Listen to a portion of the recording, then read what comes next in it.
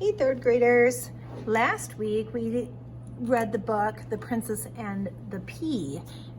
This week we took a look at The Princess and the Frog. So as our artwork is going to reflect a book each week, this week we're looking at The Princess and the Frog. So we're going to start out our drawing with our frog's eye. So I want you to think about if this is my whole paper, we're going to make this pretty big. Okay, because I want your frog to fill your page. So make sure you make a nice big eye. And then we're going to come down here and make a C shape inside the eye, stop, and then create a little circle at the end of that C shape. That's the reflection in the eye. You can color that solid.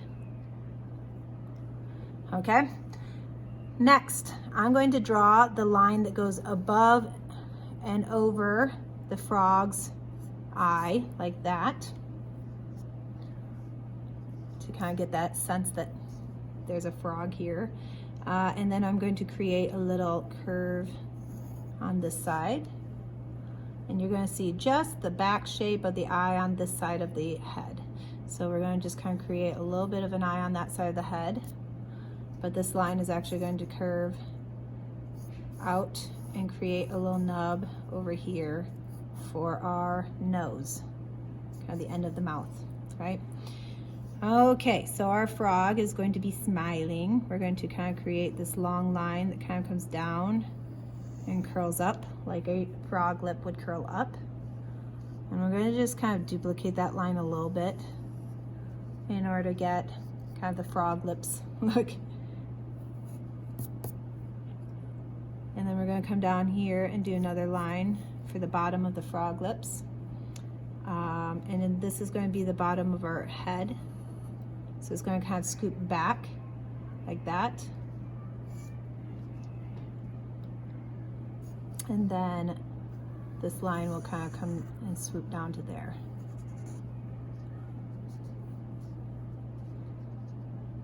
All right, now we need to get our leg in here before we do anything. So I'm going to do a nice long line here and then kind of pull it again out here and curve the line up and come down here like that. All right, and frog feet are really funny, so we're going to kind of create like the little stubs that are coming out for the feet. And they're really kind of just like a C shape or a really long stretched out U shape. So it's not anything sophisticated. We're going to just kind of tuck that belly underneath of that line right there. All right, before we continue the belly down, we need to get this back line in. So let's get our back in. We're going to connect down to here for the back. And we're going to kind of come down just like that. All right, and so from here, we're going to create a nice big U shape like that. And inside of it, you're going to have your leg squeezing back to there and coming out on this side over here. And if it looks silly, that's okay, right? And then this foot is going to kind of tuck forward. And we're going to see the web feet coming out over here. So we're going to go 1, 2, 3 big toes, right?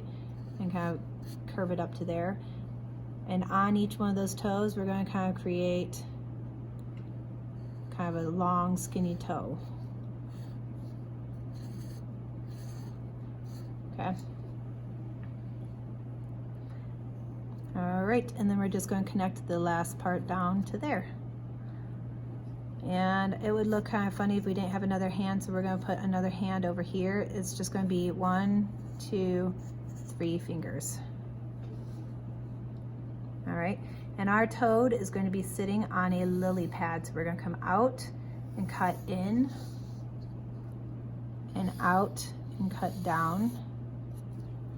And if I were to imagine that I was drawing this through my frog, I want to make sure that connects, and I'm going to come around and come this way for my lily pad.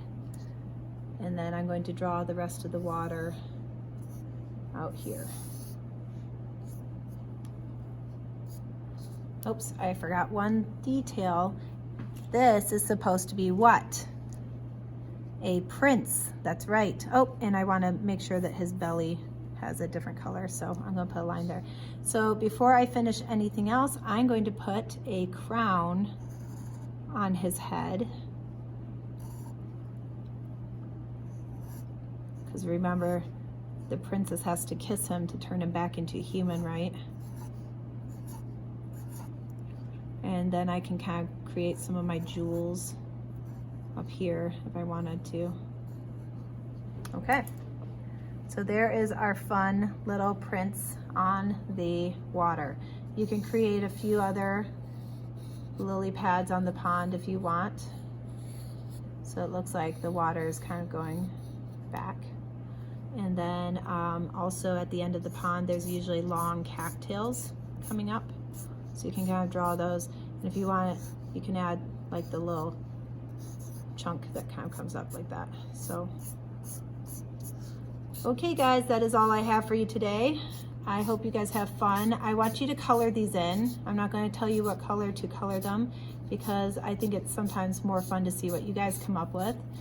I want you to post your pictures on Google Classroom so I can see what you did. I can't wait to see your big fat frog sitting on a lily pad. All right, bye guys.